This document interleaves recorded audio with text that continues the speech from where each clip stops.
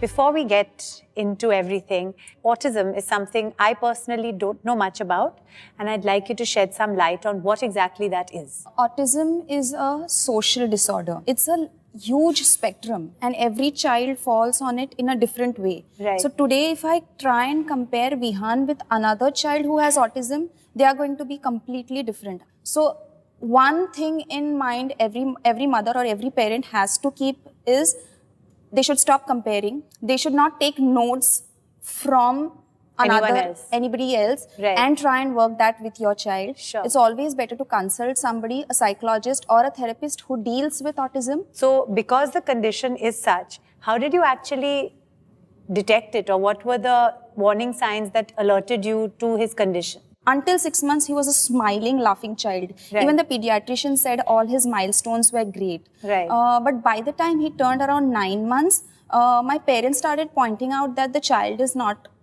talking. Actually, I had not even heard a single word from his mouth coming. He used to Really? play, but that used to be like Quiet. Right. By the time he was coming closer to his first birthday, he had become a very difficult child.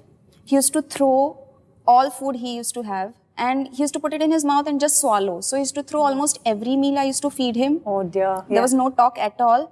At one point, I also noticed that he had lost eye contact. Like I'm talking to you and I'm looking into your eyes, But he wouldn't look into my eyes for anything. But that was there until some 6-7 months, but it started deteriorating. Regressing. It started regressing. Yes, I've read this about autism that tends to happen. So I That think happens. a lot In of fact, those parents are- don't acknowledge it in the beginning because Yes. they remember that the baby did look in my eyes and did They say start something. thinking it. They start thinking of it as a phase, and the child will outgrow it. But it is not so. It is just a way of telling yourself, yes, the child will be okay. But if you see these early signs, you immediately have to go and consult with someone. Also, one more sign, which is a warning sign, is they stop responding to their names. Okay. Like I'm standing here and I was calling out to my son by his name. He used to behave, he's deaf. Did you have good medical and psychological help? Did you have somebody who you could turn to? Initially, no. Also because I was in a denial, I thought I will wait for another month or let his first birthday pass or let him just start walking properly. Or maybe tomorrow he'll eat better and he'll not puke out his meal. So I just let it go, and then finally, my parents put their foot down. I said, they told me, if you're not doing it, we are picking up the baby and taking him. So that is when he got diagnosed. Like, I think he was around 22 months, a little before his second birthday.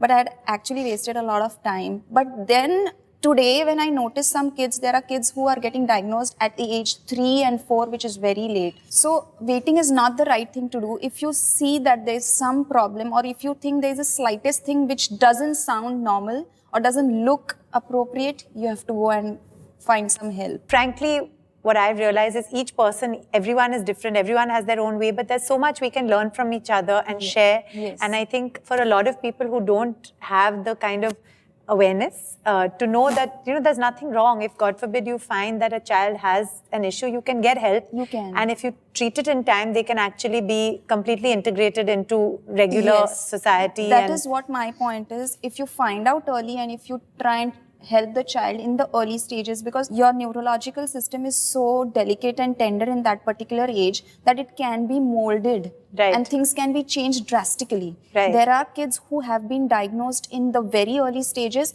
and they have come to a point where they are going to an inclusive school and interacting with routine kids, and sometimes you can't make out unless you have been told that yes, this child has this trait. So tell us about the school Vihan goes to. I'll start with where Vihan went to earlier. Yeah. Because I used to live in Mahim earlier. He was going to a school in Bandra, which was an inclusive school, and they had this policy of having 5 to 6 kids in each batch who have special needs, different needs. Yeah. So Vihan was going to the school and he was there for around 3 years.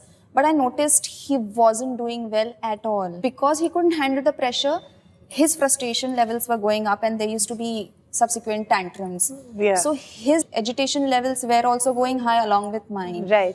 So I realized that this school for education is not right. Though the school is very nice and they take a lot of efforts, he needs something else where education is given in some other direction which is convenient for him, Right. and for which he enjoys that kind of school. Sure. So while this school, I was contemplating to get him out of the school and trying to get which school he should go to. A friend mentioned about Gateway School of Mumbai, and it's going wonderful. Vihan started the school in 2012, so this is his third academic year in the school.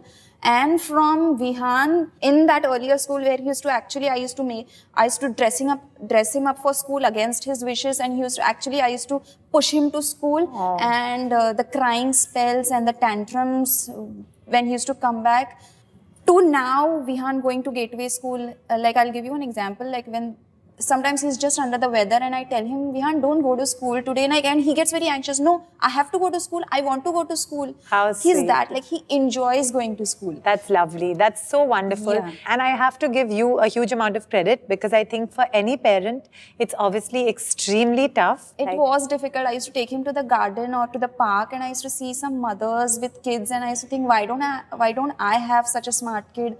Or but he is smart in his own way. He's very smart. Or why I am in this situation? Why is that dumb mother not in that situation as mine? I have done all that kind of talking to myself when I have taken him to places or to birthday parties, or there have been situations in birthday parties when he has put me into a really embarrassing situation, and then but he can't help that. He can't help that. He can't help that. He can't help. He has been struggling. I used to know, but then there were some parents. Some parents have been extremely accommodating, and some have been extremely difficult to deal with. Really? Yes, this as well. And you've done all this as a single mom. Yes. So that's another huge thing. Yes. Because generally, I guess, having the support of your partner to kind of turn to when things are tough and say, yes, having a terrible day. Yeah. How has that been? How have you managed like that? Do you think it's worked well? Is your husband supportive? How does it work? We got separated 3 years ago, but he helps a lot.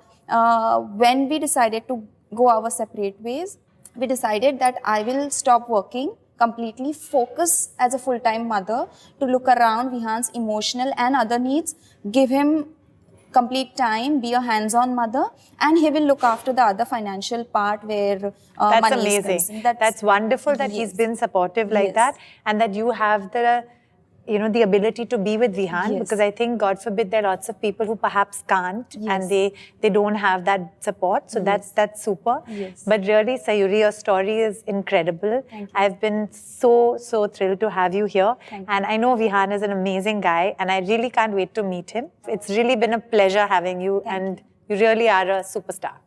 Thank you.